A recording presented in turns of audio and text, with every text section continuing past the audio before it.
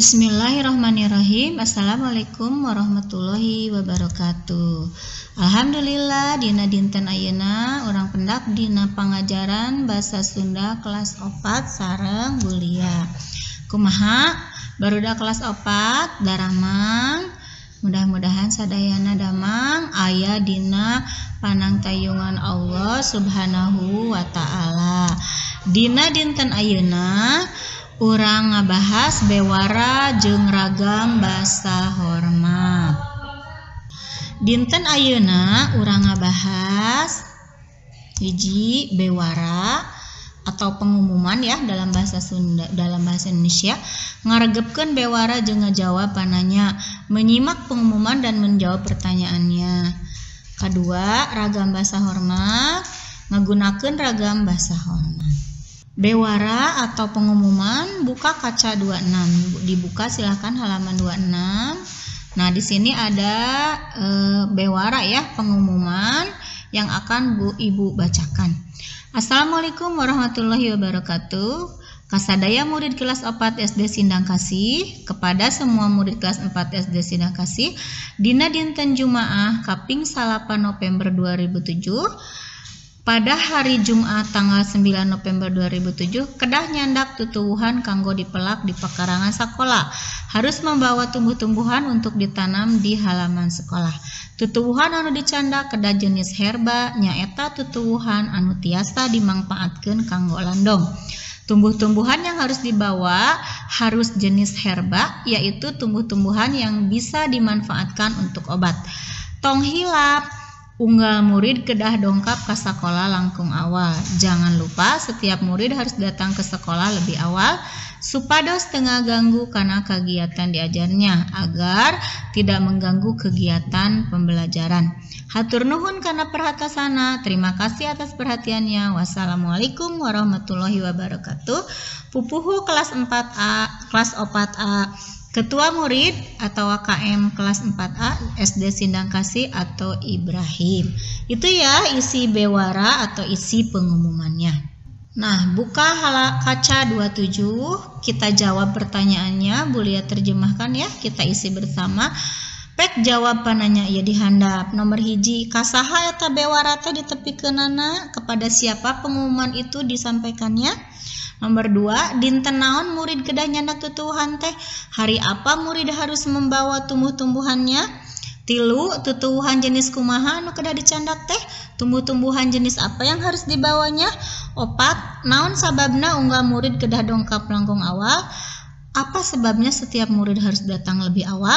Nomor 5, saha anu ngadamel eta bewara? Siapa yang membuat pengumuman itu? Nah, itu pertanyaannya ya. Kemudian di bawah ada pek catat pokok-pokok isi bewara tadi. Jadi di sini harus dicatat apa pokok isi dari pengumuman. Nanti akan Bulia bahas ya. Nah, ini jawaban bagian ngejawabannya. Silahkan disalin. Nomor hiji, kasadaya murid kelas 4 SD Sindang Kasih, kepada semua murid kelas 4 SD Sindang Kasih. Nomor 2, dinten Jumaah, hari Jumat. Nomor 3, jenis herba, jenis tanamannya herba ya. Nomor 4, supados tengah ganggu karena kegiatan diajarna, agar tidak mengganggu kegiatan pembelajaran. 5, pupuhu kelas 4A atau Sindang Kasih. Jadi yang membuat pengumumannya itu KM kelas 4A atau Sindang Kasih. Pokok-pokok bewara ini ya, pokok-pokok isi pengumumannya. Hiji, sadaya murid kedah kelas 4 kedah nyandak tutuwuhan. Semua murid kelas 4 harus membawa tumbuhan. 2, tutuwuhan anu dicandak kedah jenis herba. Tumbuh-tumbuhan yang dibawa harus jenisnya herba ya. Silahkan ini untuk disalin ya. Kita lanjutkan selanjutnya, ngagunakeun ragam bahasa hormat. Bahasa Loma adalah bahasa Sunda sedang atau biasa. Digunakan dalam percakapan sehari-hari dengan teman atau orang yang sudah akrab. Itu disebut bahasa Loma ya. Nah, ada juga yang disebut bahasa hormat atau bahasa lemes, bahasa halus ya.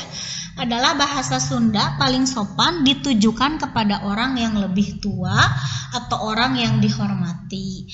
Bahasa hormat ada yang untuk diri sendiri, keur sorangan, dan ada yang untuk orang lain, keur kabatur itu ya. Jadi dalam bahasa Sunda ada bahasa loma, bahasa sehari-hari, ada juga bahasa hormat atau bahasa halus. Bahasa halus ini ada yang untuk diri sendiri dan ada yang untuk orang lain ya. Nah, ngagunakeun ragam bahasa hormat, penggunaan bahasa hormat ini Bulia tulis dalam tabel seperti di buku paket ya. Ada bahasa lomanya, ini ada alus, bahasa hormat keur sorangan, sae, keur batur, sae, artinya bagus. Jadi kalau untuk bahasa lomanya itu alus, bahasa hormat untuk diri sendiri sae, untuk orang lain juga sae, artinya bagus. Terus ada bahasa loma balik. Balik ini bahasa hormat keur sorangan wangsul, bahasa hormat keur kabatur mulih, artinya pulang. Ada yang ketiga indit, bahasa hormat keur sorangan mios, bahasa hormat keur kabatur angkat, bahasa Indonesianya artinya pergi. Ada yang keempat dahar, bahasa hormat keur sorangan neda, bahasa hormat keur kabatur tuang, arti dalam bahasa Indonesia makan. Selanjutnya ke-6 ya. Kelima, bahasa loma na hayang, bahasa hormat untuk keur sorangan hoyong, bahasa hormat keur kabatur palai, arti dalam bahasa Indonesia ingin. Selanjutnya, bahasa loma imah, keur sorangan, bahasa hormat untuk diri sendiri, keur sorangan rorompok, bahasa hormat keur kabatur untuk orang lain bumi, arti dalam bahasa Indonesia rumah. Nah, ini anak-anak ya, jadi penggunaannya kalau bahasa loma itu untuk sehari-hari tadi, kalau bahasa hormat keur sorangan itu bahasa yang sopan, bahasa halus untuk diri sendiri, bahasa hormat keur kabatur itu bahasa hormat atau bahasa halus untuk orang lain ya. Jadi berbeda-beda ya. Dan ini terakhir ada artinya dalam bahasa Indonesia ya. Nih difahami ya, ini baik-baik disimak. Nah, contohnya nih ya, penggunaannya dalam kalimat ini. Balik, wangsul, mulih. Nah, ini ada ya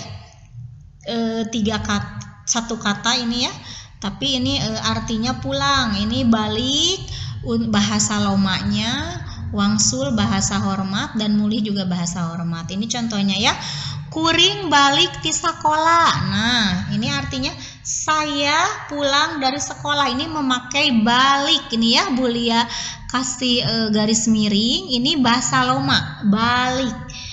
Kemudian di bawahnya abdi wangsul ti sekolah. Saya pulang dari sekolah. Nah, di sini ada wangsul.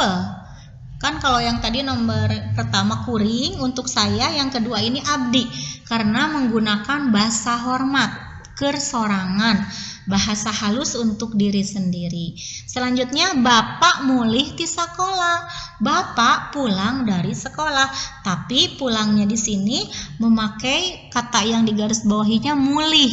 Mulih juga sama artinya pulang, tapi ini mulih ini adalah bahasa hormat keur kabatur. Jadi kata yang halus dipakai untuk orang lain ya. Jadi ini balik, wangsul, mulih ini artinya sama, pulang, tapi penggunaannya berbeda-beda. Kalau balik untuk bahasa loma, bahasa sehari-hari gitu ya.